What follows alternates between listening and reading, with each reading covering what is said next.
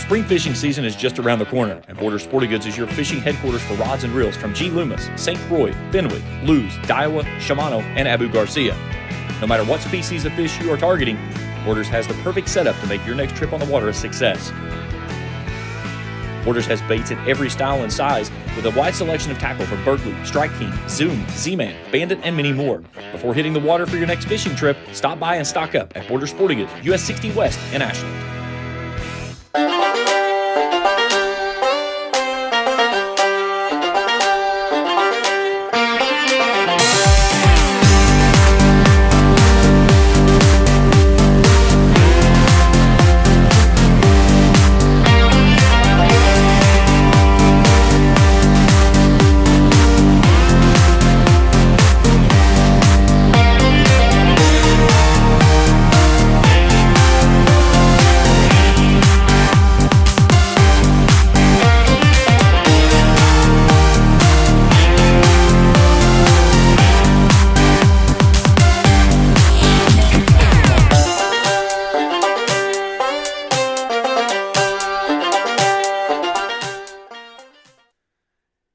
To Casting with the Coaches, presented by Borders Sporting Goods. He's Evan Ferguson. I'm James Collier. Coach, it's been cold, but hopefully next week there might be a chance to sneak out on the lake somewhere. There's some weather that's looking really nice for next week. It is going to warm up. I know it is definitely got cold. I'm happy. I'm finally hunting and killing ducks a little bit, so that's a good thing. But as far as it's time to get the boat tuned up, and I'm gonna get mine the lower unit stuff changed out this weekend and get it ready to roll back out on the water next week, hopefully. Well, before we get rolling here again, if you're the first time here with us, hit that subscribe button. Give us a thumbs up if you like what you see. Hit that little bell to give you a notification each time that we put out some new material. We picked up a few new subscribers this week, and I think it's something the views are there. The subscribers are starting to come in. And again, the social media, at Casting with the Coaches, that's on YouTube. He's at Coach eferg12. I'm at Collier SC Live. And again, that email address, cwtcfishing@gmail.com. That you can get us those fish catches. We want those.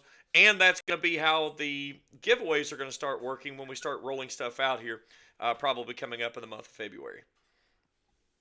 Yes. Giveaways will be nice, and maybe some promo codes and stuff like that to help you guys out and share the love. We talk about this cold weather that we're stuck in here in Kentucky. And I know around the United States, the central part of the United States, they were talking about negative 30 and 40 wind chills. We're worried about our negative 5 wind chills here, so I don't know that it feels much different. But a little bit of snow. Next week, warming temperatures. But the big thing is that one lake down south that we like to talk about, I think those temperatures are probably down in the 40s. And when that place gets 40s in January, things heat up real quickly. We've talked about that quite a bit, and it should be happening. I was talking.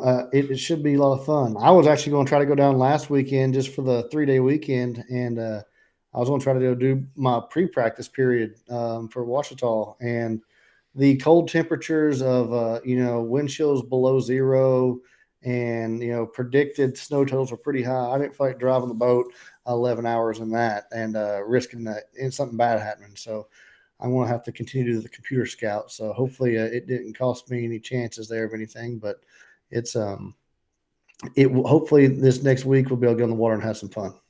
Let's hope so, because that's another part that brings in the fish catches, at least we hope, from the water, which makes the show a lot more enjoyable for us, and I'm sure the viewers as well.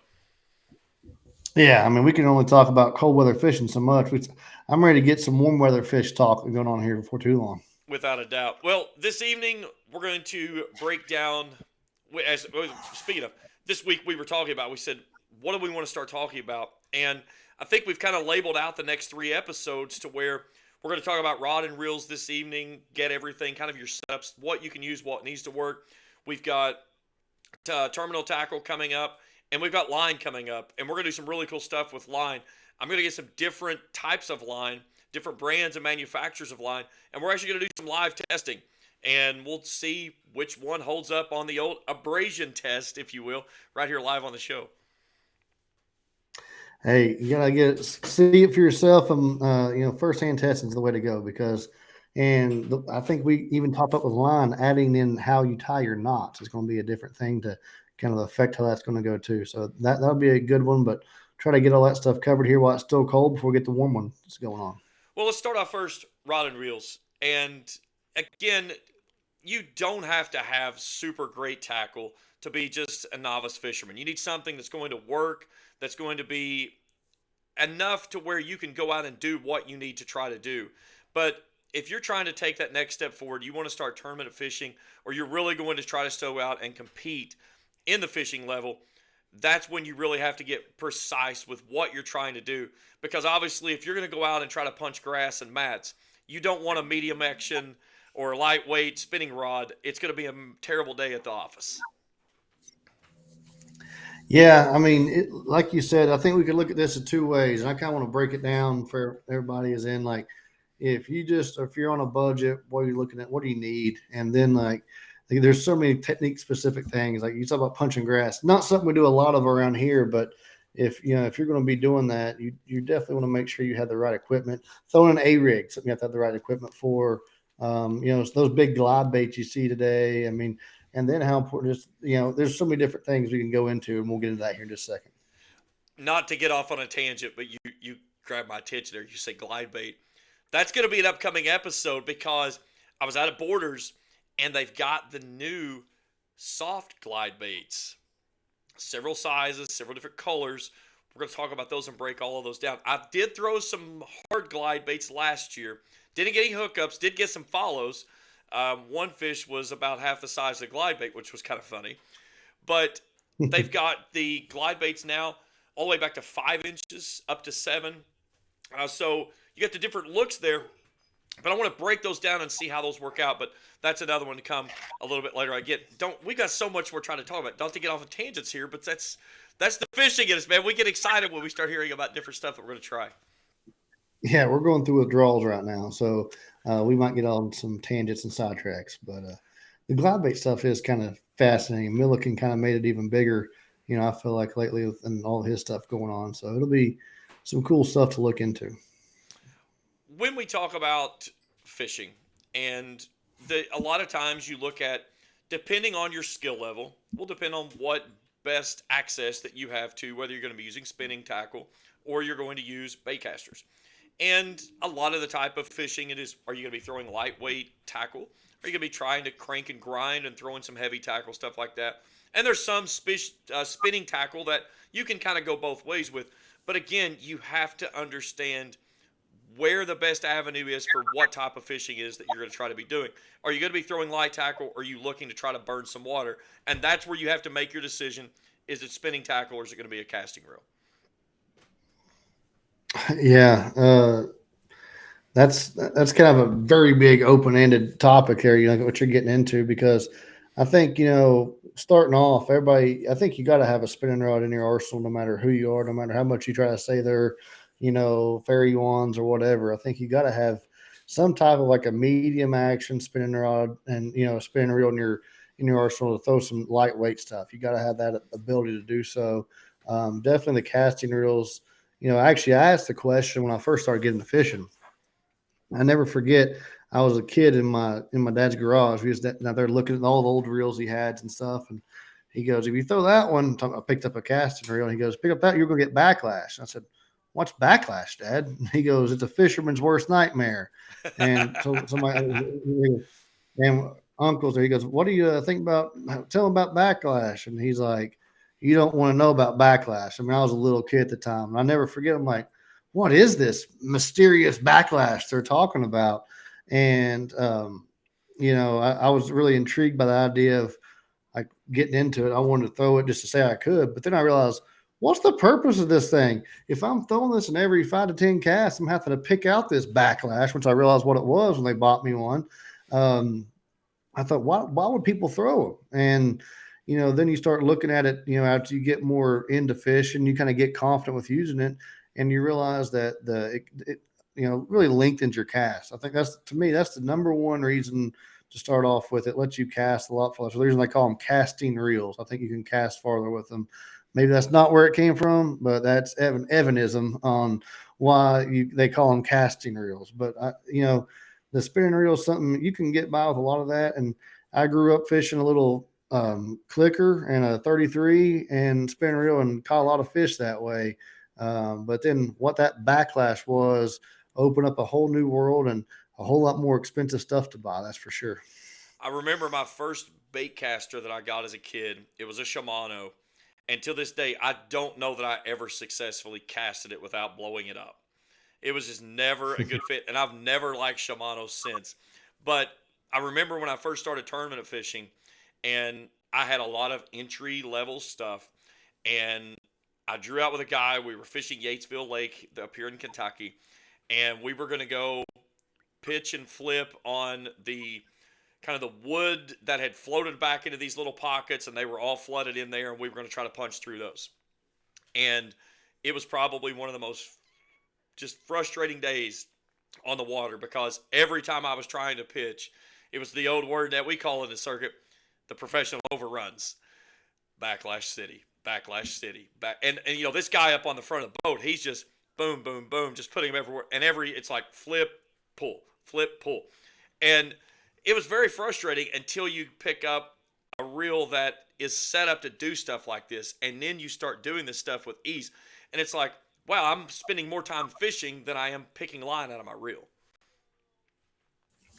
Yeah, the quality equipment definitely matters. Like the first one I really got used was a Bass Pro Johnny Moore's, like one of his like entry level ones. But I used that, and it had the old days how you have the reverse that kind of goes back. You're reeling how how it doesn't have the immediate stop, and it would just that causes to me so much backlash anyway because you're always creating loose line as you do that.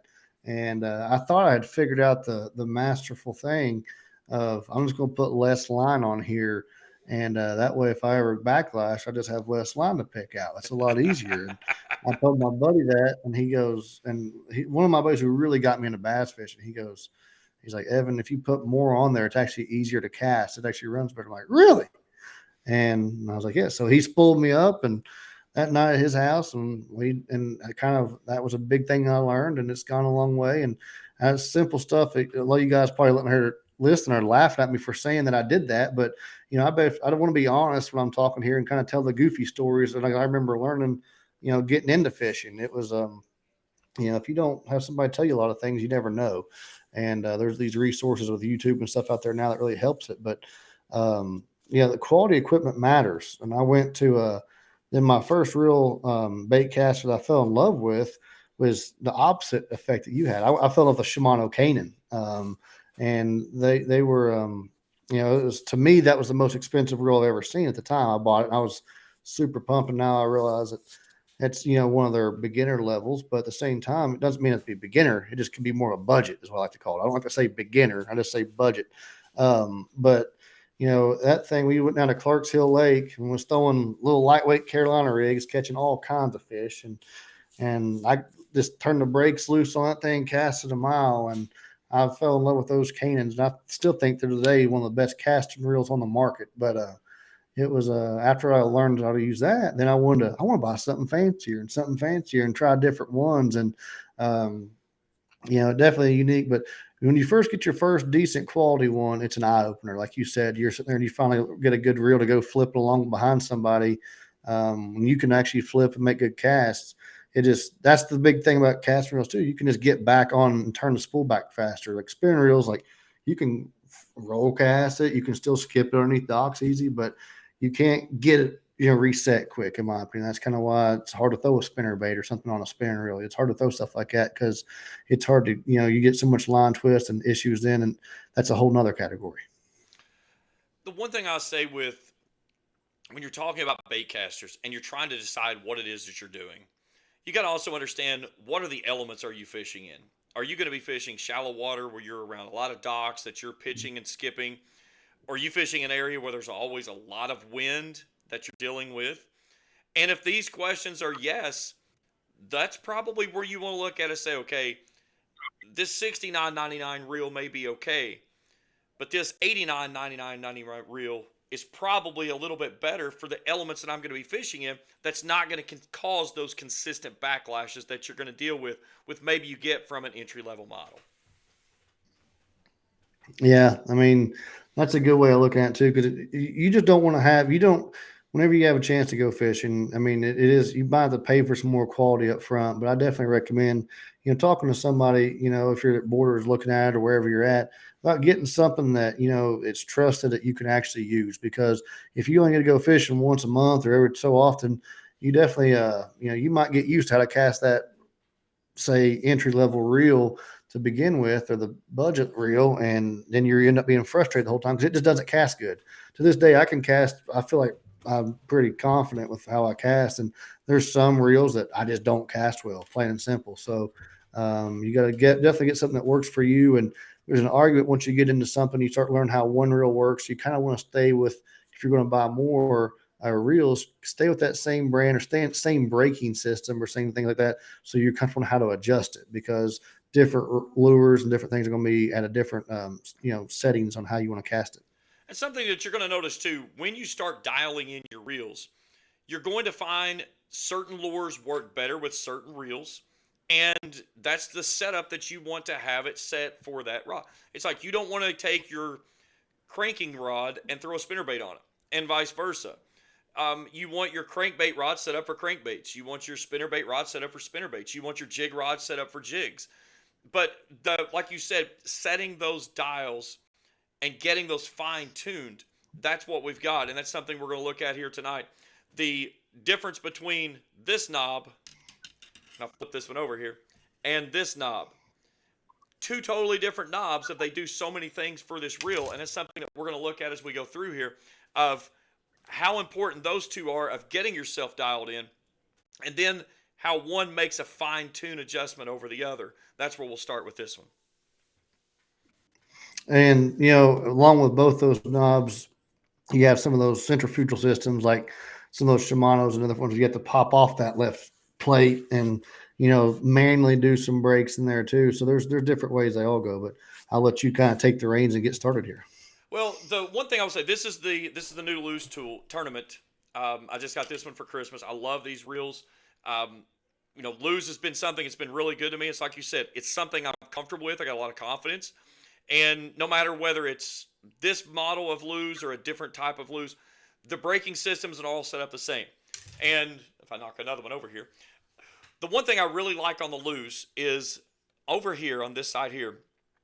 This sets up to where you can fine tune it between monofilament and fluoro or braid. And then it has the line size that you're using to it. So I can simply twist and get my spot to there, and then fine tune this for my braking system off of that right there. Typically, when I set up this rod, what I want to do is I'm going to take my button, click it down, and I want to take this to where just the bait starts to drop just off the rod. That's usually a good place to start with. And then I'm going to come over here on this side, and I'm going to dial in my brakes depending on what I'm trying to do. How windy is it? Am I trying to skip? Am I trying to flip? Whatever. You can fine tune right here. And typically when I go with my reels, that right there is my best combination of how I get dialed in pretty quickly out on the water. Can't fault it. I still laugh at the Lose joke with my buddy I told you about to start with, but I'll leave that one out again tonight. But that you bring up the Lose and it just pops in my head. But I definitely, when you're looking at when you're going to flipping or pitching, you definitely want to loosen that lineup. I like to start with it like as loose as possible. Get as many breaks off there as you can. And turn it just to maximize what you can do, and it lets you kind of have more control on your own.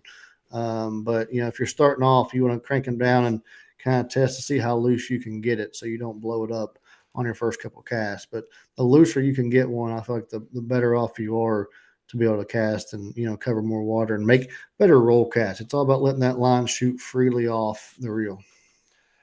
If you're entry level and you're just trying to start, maybe you just got your first baitcaster for Christmas and you're trying to learn how to do it. One of the things I can say, turn this thing all the way as far as it'll go. Set your brakes up to where it gives you a little bit of option of not getting yourself in trouble. Make a cast. If you don't backlash, you feel comfortable with it, back it off another knob. Back it off. Like you said, keep getting this knob as loose as you can get it until you still have full control of the lure, and then dial it in from right here. This one over here is the one that'll get you in trouble really quickly because you can let off a lot of line really quickly. And one of the things, like I've always said, I like to get it to where that bait just comes off the rod tip without be free spooling, that I can get myself set up pretty much, and then I can dial it in final on my brakes over on this side. And Evan, you know this as well as all. You're like me. You like those things as loose as possible, especially when we're trying to skip things. You just get a better feel of the rod. You're trying to make those long casts. You're trying to extend that 50-yard cast into a 60-yard cast without a lot of effort. But when you get that fine tuned, you can just set that thumb right up there and just let it roll. Yeah, I mean, just get something that works for you, and you can roll with it. I actually, I mean, it's funny because the way you said, I do almost the opposite on starting my brakes. I just put them in the middle, then I adjust and play with that the whole time. But that's it's you'll find what works for you. But I think that's great advice what you gave there, and just get something that can roll with it, um, and get to fishing. But so let's go on and cover on what you're going to use what for, I guess, right? So let's since we're on baitcasters, let's talk about the rod that you're trying to. Well, actually, I guess let's back up. Big key here, rod's reel speed. And I think that's a really big thing to where you look at is, I think when you and I probably got into fishing, you talked about a high spill reel, 6.2 to 1, 6.3 to 1 maybe was probably your highest levels. Now, you're getting up into some 8s and some 9s now that's out on there that you can really burn a lot of water with. And again, that number is unique of what you're trying to do. I'll let you break this down. That ratio number, what does that mean to that novice angler that's trying to figure out, what do I need, a 6.2 to 1? Do I need a 5.1 to 1? Do I need an 8 to 1? What does that ratio number mean to them? Well, if we're on bait casters, especially, it's going to look at, if it's a 7 to 1, it's kind of a common one you see a lot of today. That the actual spool is going to turn 7 times for every one spin of the handle. Um, and I think that a lot of people need to understand too. I mean, again, some of you guys have fished a lot. It's probably repetitive information, but we definitely want to cover it too. Is faster is not always better, and it can be on all things, but faster is not always better. I actually love the Revo rocket for Abu. Like it has 10 to 1 ratio now. Or 10 to, and I got one, and I absolutely love it for certain things, but the gears a lot of times if it's a 5 to 1 or 5 to 1, like a lot of older reels are, or like a lot of like they call it, like in Abu world, it's the Revo Beast and the winch and stuff like that. It has that 5 to whatever ratio. I think Luz also carries a 5 to Yeah. ratio. A lot of these reel companies are going away from 5. I mean, it seems to be a thing that's in the past, but there's still that's going to have more power or more winching capability and torque capability with that, and that's where that becomes a big deal for people when they're throwing big deep diving crankbaits and stuff, because it's able to power you through what you're doing. And I used to think, well, I can always just slow down. When I first started off, I wanted to just buy something I wanted to slow down with, and I didn't want to. Why would I spend on money on a slower reel when I can just turn it slower? And then you do it all day if you're throwing a rock crawler or a DT, I mean a 6XD Strike King or a DT40, and you'll realize quickly why you want to have that 5 to 5 gear ratio and let it get down there and hunt and work time. But I remember the first time I was so pumped to have the Revo Rocket. It still does great for me, but was fishing a Texas rig through a tree and set the hook on it, and you can actually feel it like having a harder time getting it out of there. So obviously I don't use that for like frog stuff, but for something like a topwater application where you're trying to throw a spook, you can really pick up a line quickly, or a popper. You're allowed to pick up your line fast if you need to with that, or even jerk bait. It's something that can be handy with, but it can be a little bit underpowering, I feel like, on some of your bigger on anything with a lot of weight and pressure behind it. I think one of the Good things all too around to, is oh, probably go ahead, go six ahead. five. I was gonna say probably your best all around is like a 6.5. I think anymore you can spinner bait, you can slow down and crank with it, you can flip with it. I mean, 7 to 1's a little bit more efficient these days because these reels are kind of bulking up in strength as they get. There's a lot more technology out there these days, but there's nothing wrong with a 7 to 1. If you can still be fine between a 5 to 5 to crank with, 6.5 to spinner bait with, a 7 to 1 to flip with, and you'll be a okay the rest of your time you're around there. What I was going to point out too was when you're talking about if you're going to be fishing in tight quarters around a lot of maybe flooded bushes or you're flipping and pitching and stuff, that's sometime that you want that fast reel because, like you said, you want to take up when you set that hook, you want to take that line up. You want to get that fish away from that danger spot before they can get you down in there, and that's where those 7-5 to 1s, those 8 to 1s, those really take off.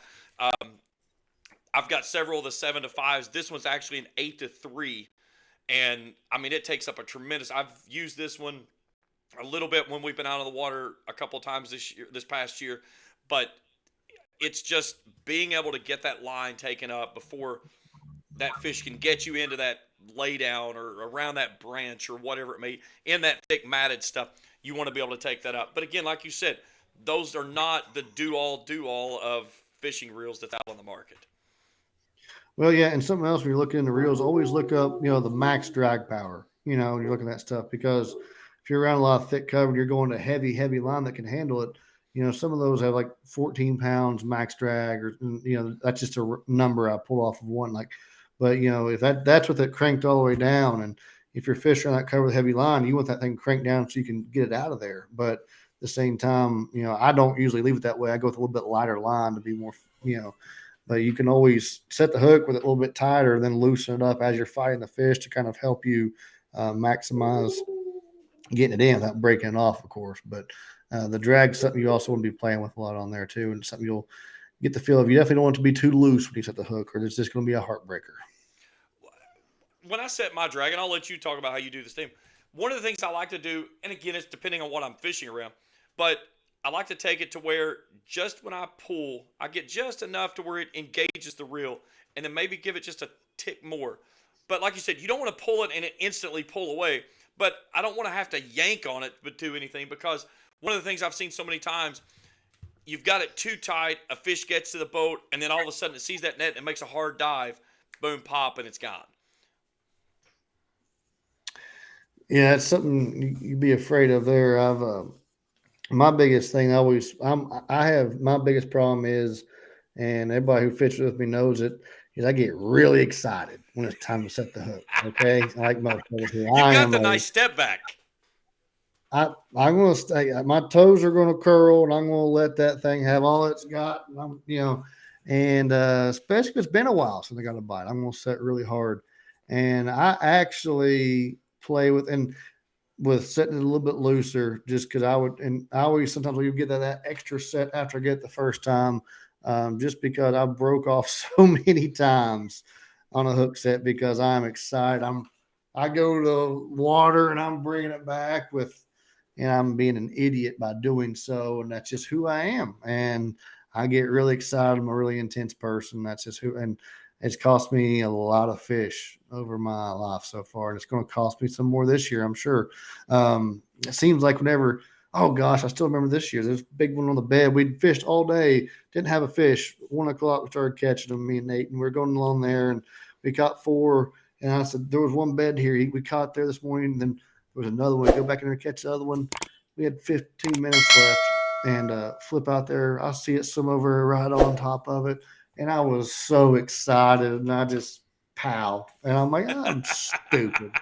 And so, maybe test that drag a little bit. Maybe let it give. That's what it's there for. Let it correct your overexcitement errors, and so you don't get in too much trouble. Well, and the thing too is if you're fishing in open water, there's not a lot of stuff for that fish. It's okay to be a little bit loose because you can let that fish get out in the open water, let it run a little bit. All you got to make certain is that, like you said, you don't get it down so tight that when you get amped up and you curl those toes under to lay back on one, you get an evanism, as we call it. Boom, you crack it that knot loose. Coach, before we move over to the spinning reels, anything else you want to add on the baitcasters? I think we need to bring it up since it is new thing out there. As you talked about your lose, I'm kind of an Abu guy, but don't want to undercut the Shimano too much if somebody get into it with the DC technology. That's you can adjust it. They actually now have that little computer, whatever it's called, and if you have it set to where it's on and up, you can't backlash it, and it's something to consider if you're trying to get into it and wanting to use one. I personally have found on the other side of it, I hate the sound of them. Yeah. every single time somebody casts with a DC in my boat. I'm like, stop it. But no, they're really effective on that because you're not going to backlash, but it does kind of hold your casting distance back just a touch. I know I was testing them a couple of times, and in order to really still get a cast as far as you can when you're using a reel you're kind of comfortable and used to with, you have to loosen and almost turn it off so much that it really loses its effectiveness on stopping backlash. But I still think, at nighttime, it's something really great to use because it's harder sometimes to tell when you're going to stop the line, stuff like that. Or, if you're around docks or trying to skip underneath something, it definitely has its place. And especially somebody getting into it, or, it's not a bad idea, especially trying to get a kid into fishing. You don't want to take them and start them with something they're just going to be frustrated with. I don't care what you're using, use something. I don't care if you're using a 33, just go fishing and do something they can actually cast with and have a good time. Don't make it too complicated. But that DC is something that's an expensive version of doing it, but it definitely is a way to get people where they can have fun without worrying about backlashing. Now, as we switch over to spinning reels, this is where I would probably say that I would say this is me personally that I found the upper level spinning reels are so worth their weight in gold because of the line twist. If you get a really low level spinning reel, you put the wrong type of line on it, you put it on incorrectly, you're going to probably fight this thing more than you ever want to, and it's probably going to be end up in the lake before the end of the day. That's interesting. I mean, I'm not because I go cheap as crap with spinning reels. Just being honest with you. So I don't want to be yin and yang here, but I mean, I like my biggest thing I like about when I go with the more expensive ones, especially when I'm using that light line, that I do agree with you fully on it being worth your weight in gold, is the drag so much better. Because that drag, I mean, that's really to me, especially, it wasn't as big of a deal for me when I'm like I said before, we'll get into this in a later episode. I'm big on just one type of mono and rolling with it, but there's times, especially with clear water, you have to go to fluorocarbon, and that braided flow leader is so effective on a lot of things. And I really think when you're lightweight hooks and trying to do stuff, that having a good high quality spinner with drag does come into play. So it definitely matters a little bit there. And maybe I'm not as big on it, but go ahead and explain to me more so why you need a high quality spinner reel. And go ahead. Oh, well, so the first thing I've noticed for me is it seems like the lower the level of spinning reels that I used, and especially if I was using mono, that I couldn't get maybe an hour, and here comes the bird's nest. Just the plume that comes off the spool. Now, the one thing that I have switched over to is I will say I fish braid on all of my spinning rods. I have braid to a fluoro uh, leader that comes off of it, and very rarely will I get the wind knot. If I'm doing a lot of drop shots, the wind knot will pop up a little bit. But again, if you're very meticulous and take it easy, usually you can pull the wind knot out and it's not a big issue. But we'll talk about wind knots in the knots section there. It's not a fun knot, by the way. But I think you hit it right on the head, too. The drag on the spinning rods, the upper level spinning rods, is so big because you've got more of an adaptive to where you can kind of set it to where it's not just on or off. You can really set down on it. And I know where I fish a lot of stuff up north, and I use a lot of my fairy ones, as we like to call them. But when I set back on that fish, I can get a good hook set, but I can also let that fish run with that drag open and not feel like that it's just going to turn the reel into a burning, blazing system that it's on fire.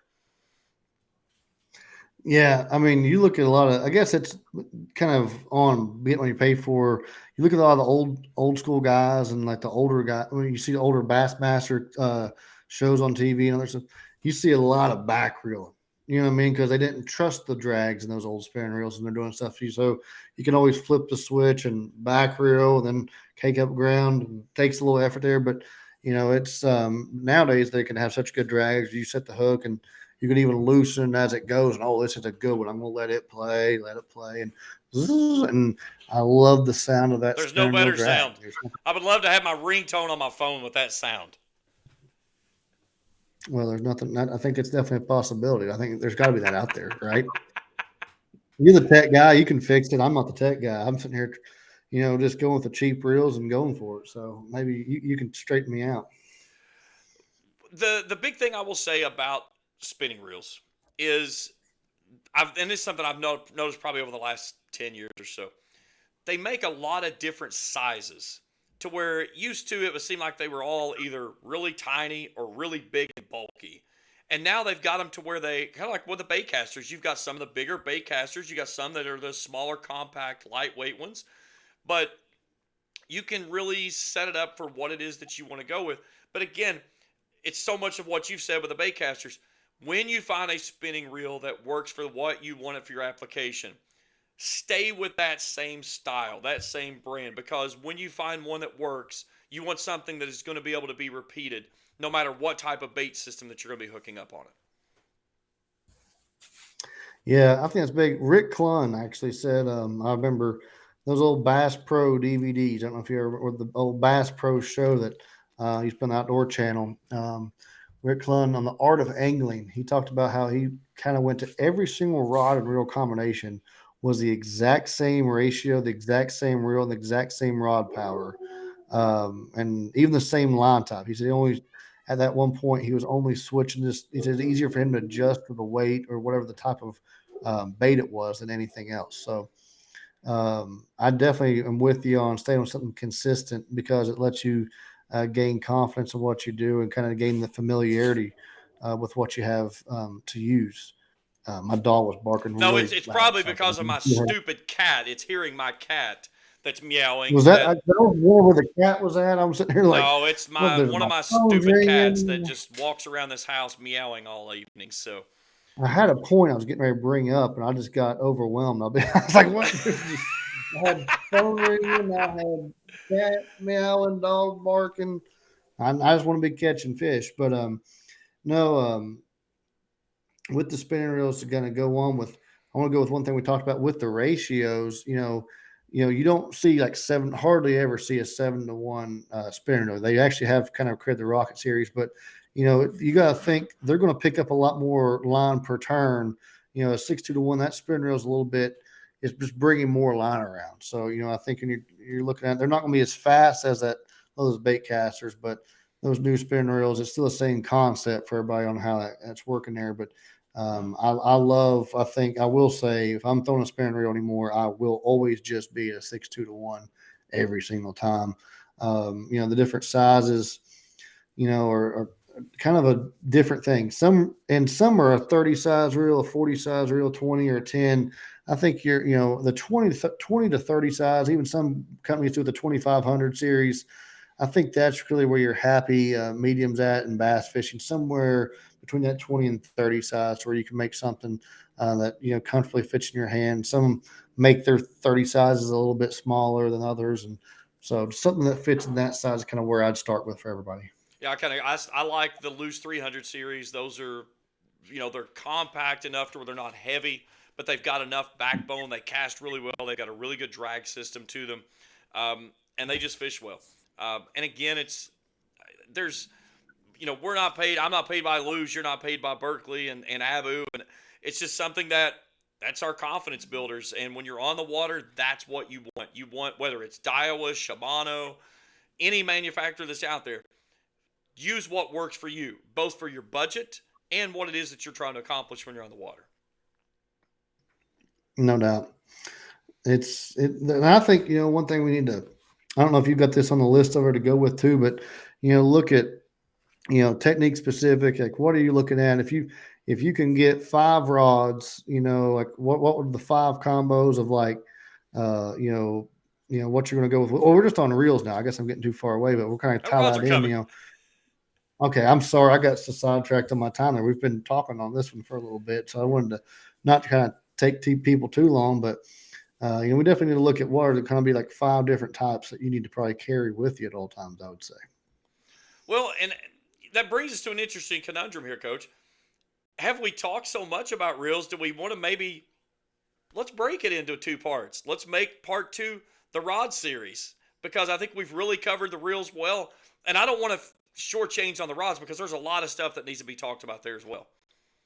there's arguably a lot more to cover on the rods. So that's what I kind of, we've talked so much just about analyzing stuff on the reel. I mean, I'm fine with that, and I think, I think somebody could say like what your favorite reels are, or, something, what's a diamond in the rough reel. I like to find that, like, what's a good budget reel that everybody may not be knowing about out there to try to use. Cause I think, we all have our favorite old school reel. Um, I don't know too many people that don't like the old, I guess maybe Mr. Anti Shimano on this side of the screen, but the old E Series Corrados that turned into the Chronarch, but the old, and then they turned into some city. But the old E Series Shimanos were great. I like the, I the Revo Gen 3, the earlier ones, and I didn't like the 4 series, but I like the new series of Revo. So like, they all have their different things, and we've got some guys who blow up, lose reels, and then I've had way more people say they love them, including I've never had a bad luck except for his on a reel, but I never can let him live that down. So, tell me something that in the comments, please, guys. You go, well, what's your favorite old school reel? What's your favorite ever reel? Then give us some what you think the current best value reel out there is to use right now. That's And, something and, I'd like to and hear. I'll tell you what we'll do. I'll put a poll up over on Bass Boat Central and get some feedback from there. We got some great stuff over there on the last show we did on the pick three. But we'll put the manufacturers up there of the different reels and get what your thoughts are. Which one is your best reel for your buck that you can get? And I remember I was never a big Abu person from get go. One of my old fishing partners that I fished a lot of tournaments with, everything he had was the big Abus, the great big, and they just did not fit in my Yeah, hand right. But I grew up a lot. I used a lot of Daiwas. I really like Daiwas, and I don't know when that transition happened away from Daiwa over to the Lures, but it was like when I picked up my first Lure reels, it was just it fit, everything felt comfortable, and I liked it, and it's kind of what I've been to since. yeah, that's a good point. I mean, I started off. People told me about using Shimano, and I started off with that, and I loved Shimano. When I had the Canaans, and then the first, E Series Corrado. I still got an E Series Corrado. It's going on like 15 years, and it's still a great reel. Like, those are some of the most quality reels out there. But I turned away from them when they went to the G Series Corrado. Now they made it in the Sitica that was pretty good, but when they doing that in the Corrado, and to me they just kept raising the prices but lowering the quality, and that turned me off of them personally. Now I think they've kind of gone back to having some great quality. I personally right now don't have a single. I'm staying with Abu because I'm happiest there right now. But my personal thing, if you have something that lasts, please let me know. If you want to put something through the ringer, give it to me, and I will see how quick it breaks because it will probably break. And I just really don't think there's many things that had that quality of longevity that those old Shimano's had. Some of them old Abus I used to have had. Seems like everything's gone to those graphite frames. They try to change, and it's not made with the same quality it used to be. And I don't know, and maybe loses the way to go. But I've had, not had the luck personally there I need either. But maybe I'm just bad luck. But it's something that I'm interested to hear from because I think, and I don't like to have to buy all new reels every 2 years. You know what I mean? I don't want to have to do that. It's just something that I think is interesting to look at and see what the best route is. One thing I will say as we wrap things up on the reels, and this is something that is great for this time of year. One of the best things that you can do is give your reel a little bit of TLC. And if you do nothing else besides this, pop that little cover off right there. Most of your reels come with this. If they don't, you can pick it up in at your local tackle store. Put a couple drops of oil in there. Get that baby oiled up. Get it over here on the line guide. Put a little bit of oil on there. You'll love yourself for it because it makes things run very smooth. You want your reels to be clean. If you fish with them heavy to where you're fishing 12 to 20 weeks a year, you might want to pop those things apart and clean them out, give them a good greasing, a good oil job, and so forth. Whatever your comfort level is. But at least every season, drop some oil down in those reels. It makes them work the way they're supposed to. It allows them to cast smoother. It allows everything to work the way they're supposed to. And you're going to see better performance with them out on the water. Yeah, that's a good tip. And I try it. I do. I oil my reels, and I still break by every one. One last thing I want to bring up. We talked about spinning reels. You may have a different experience than me, but you talked about the line twist and the issues, and I don't know how many times when I first started doing my spinning reels, when I would spool them up, I'd think I'm spooling them up good, then I'd pop the bail open and I'd have the line shoot off because it was put on the reverse way, or I should have done it. Should I do label up or label down? What I've done that's helped me is I like to put it on my reel to start with and do it, and I do it just like I'm reeling a bait caster in. And I'm not saying that's right or wrong, but it works best for me. And I've quit having that issue of my line ever popping off. I just reel it straight on like I'm putting a bait caster. That's how you reel it in whenever you're fishing. And to me, it's I've not had issues since I've done it that way. Keep a little tension on the line, and that's been a great kind of help for me when I'm spooling up my spinning reels. I was kind of wanting to share that if anybody else ever has that issue of it always unspooling on them whenever they're trying to spool them up. That's one thing with us when we get on the water and we start doing shows on the water. We're going to be able to cover every facet of fishing because we are literally yin and yang. Yeah, we must be. I'm sorry. I don't mean to try to be so different, but that's probably a great show because we are different on a lot of things, and that doesn't make you wrong. It doesn't make me right, but it doesn't make us either one wrong. You know what I mean? There's more than one way to skin a cat, and there's better ways that I can do things. I'm sure, and I'm sure I can learn a lot from how you do things, how did you do it. But that's just something that works for me, and it's really made my life so much easier.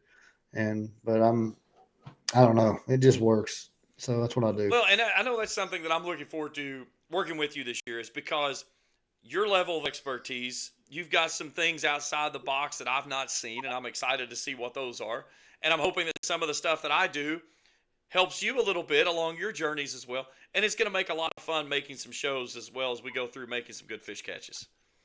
Oh yeah, you defined yin and yang because like the way we set up our reels is the exact opposite direction how I do it. I'm sure it works out the exact same way, but we're like the exact opposite on it. I mean, it doesn't make either one of us wrong or whatever, but I think it's funny how it.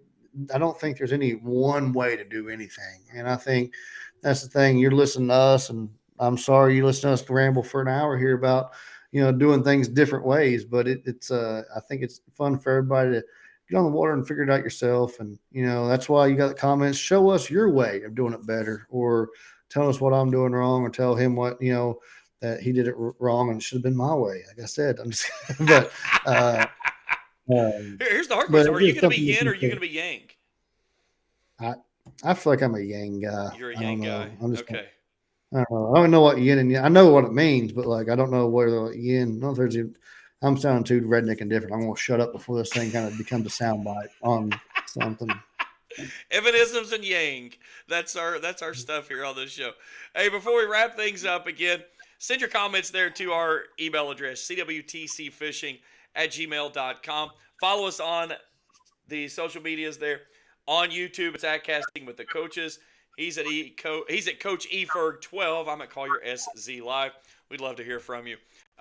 We're working on trying to get all the new stuff out there. Coach, one of the things I'm excited to do too as we wrap things up here, one of the new things with YouTube is the YouTube Shorts.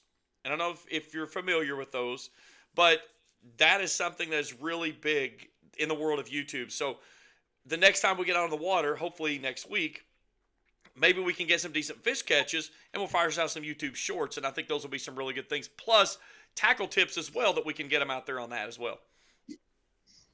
That sounds like a good plan to me. I know I watch all the Instagram reels all the time. Probably get some on there. Get our Instagram going too. I have to tag my personal Instagram on here too, so y'all can follow that as well and get that going too with some fish catches and whatnot. So I like it. We'll get the shorts and get some reels. I'm not a TikTok guy, but I'm not a TikTok guy. We finally found something we're unique. We're not TikTok hey, guys. we're not TikTok. I'm definitely not a TikTok guy. That's for sure. Well, Coach, a great show. We'll do rods next week. And then coming up in the future shows, we've still got line that we're going to break down. We got a lot of stuff to talk about line. And then we're going to talk about knots as well. We're going to separate those into two shows. And then hopefully by that time, that's going to start getting us a little bit closer to spring. And of course, we get springtime fishing, and that's when a lot of our favorite stuff gets to start being discussed. Yeah, it should get a lot more. There'll be a lot more kind of firsthand stuff then. Right now, we'll get all the basics of fishing or the fundamentals of fishing out of the way, and then we'll carry on with it. Again, hit that subscribe button if you've not done. Give us a thumbs up if you see something you like. Hit that bell. You'll get that alert each time that we put some stuff out. For Coach Evan Ferguson, I'm James Collier. This has been Casting with the Coaches, presented by Border Sporting Goods. We'll see you next week. Spring fishing season is just around the corner, and Border Sporting Goods is your fishing headquarters for rods and reels from G. Loomis, St. Croix, Fenwick, Lewes, Daiwa, Shimano, and Abu Garcia. No matter what species of fish you are targeting, Borders has the perfect setup to make your next trip on the water a success. Borders has baits in every style and size, with a wide selection of tackle from Berkeley, Strike King, Zoom, Z-Man, Bandit, and many more. Before hitting the water for your next fishing trip, stop by and stock up at Border Sporting Goods, US 60 West in Ashland.